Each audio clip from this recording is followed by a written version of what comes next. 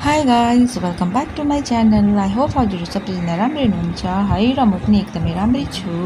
र गाइज हेर्नुहोस् अहिले चाहिँ यहाँनिर चाहिँ किन बेल्दैछ रोटी होइन के गर्नु आँटेको भनेर चाहिँ म हजुरलाई चाहिँ मेरो भिडियोको थ्रु देखाउँछु है।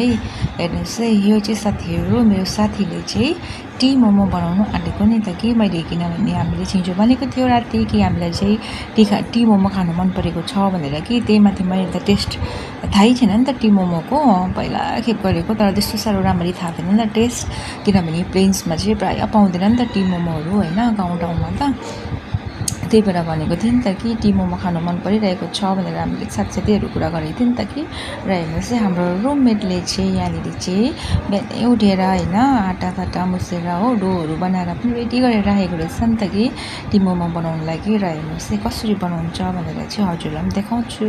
फर्स्ट चाहिँ यसरी मजाले तेल लगाएर चाहिँ फोल्ड गर्नु पर्दो रहेछ नि त होइन फोल्ड गरेर चाहिँ यसरी पिस काट्नु पर्दो रहेछ सानो सानो पारेर हो। अन्त यो काटिसकेपछि चाहिँ अन्त टी मोमोको सेप चाहिँ कसरी बनाउँछ भनेर चाहिँ म हजुरलाई देखाउँछु है।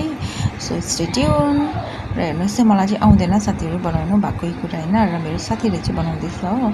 र हेर्नुहोस् यसरी चाहिँ यो सानो सानो पिस काटेकोलाई चाहिँ यसरी चाहिँ जोड्नु पर्दो रहेछ हो। र हेर्नुहोस् चाहिँ कुनै पनि अब चपस्टिक भयो या तपाईँहरूकोमा केही पनि राम्रोबाट यस्तो डन्डा छ भने चाहिँ यसरी चाहिँ थिच्नु पर्दो रहेछ माथि होइन थिचेर यस्तो गरेर चाहिँ कसरी बेरेको रहेछ टाइपले गर्नु पर्दो रहेछ कि हेर्नुहोस् यस्तो गरिसकेपछि चाहिँ अनि यसरी घुमाउनु पर्दो रहेछ नि त लामो तान्नु पर्दो रहेछ होइन अन्त यसरी टक्कै घुमाउनु पर्दो रहेछ अनि यहाँबाट चाहिँ फेरि चपस्टिकले चाहिँ यसरी चाहिँ बनाउनु पर्दो रहेछ गाइस हेर्नुहोस् हो।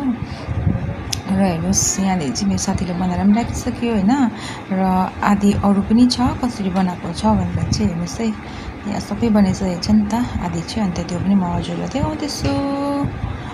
सो गाइस यहाँ हेर्नुहोस् आदि चाहिँ यहाँ मक्टुमा हालेर पनि रेडी भइसकेको छ यो चाहिँ बोइल गर्नुपर्छ नि त त्यही भएर हो। र हेर्नुहोस् है साथीहरू यतिको झाँगरिया चाहिँ हुनुपर्छ है खानु मन परेको कुरा चाहिँ फेरि बनाएर होइन। र आज चाहिँ हाम्रो लन्च भनेको नै यही थियो नि त अनि हेर्नुहोस् साथीले सबै यसरी मजाले बनायो है। अन्त हजुरहरूलाई चाहिँ यो म पाकिसकेर पनि देखाउँछु है। यो चाहिँ फुलिन्छ नि त किनभने यसमा चाहिँ के अरे इस्टहरू हालेर बनाएको हुन्छ नि त कि त्यो डोमा चाहिँ त्यही भएर यो चाहिँ मजाले फक फुलेको चाहिँ खानु मजा हुन्छ नि त मिठो खालको हुन्छ नि त त्यही भएर अन्त म चाहिँ हजुरलाई डाइरेक्टली अब चाहिँ पाकेपछि देखाउँछु है गाइस स्टे ट्युन। र गाइस हेर्नुहोस् है यहाँ टी मोमो